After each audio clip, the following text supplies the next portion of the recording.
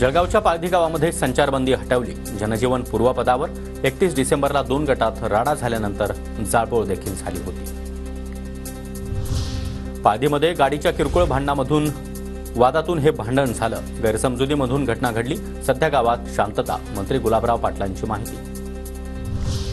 Reliance उद्योग समूहाकडून नवीन मुंबईमध्ये 5286 acre जमीन संपादित। 2200 कोटींचा व्यवहार।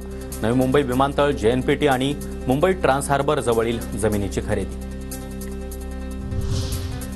पहिल्याच मंत्रिमंडळ बैठकीमध्ये राज्य मंत्रिमंडळाचा मोठा निर्णय।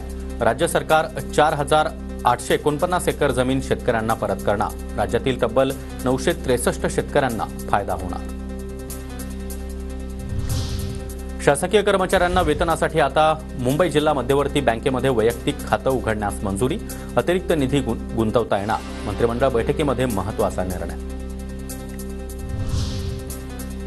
लालू प्रसाद यादव यांची नितीश कुमार यांना ऑफर। नितीश कुमार यांच्यासाठी आमचे दरवाजे कायम खुले, त्यांनी देखील आमच्यासाठी दारं खुली ठेवावीत। लालू प्रसाद यादव यांचं सूचक वक्तव्य।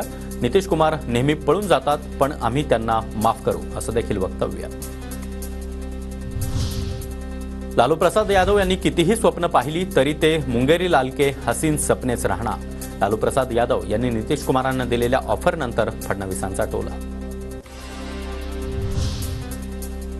3 महिन्यात राज्यातील सरकार पडणार, त्याचे पुरावे दिले तर देश गडबडून जाईल। त्यामुळे 1000% सरकार जाणार आणि पुन्हा एकदा निवडणुका घ्याव्या लागणार। आमदार उत्तम जानकरांचा मोठा दावा। महाराष्ट्र बांगलादेशी आणि रोहिंग्या मुक्त करायचा आहे। अवैध प्रकारे राहणारे काही लोक अतिरेकी कारवायांना मदत करतात। मंत्री नितेश राणे यांचा दावा।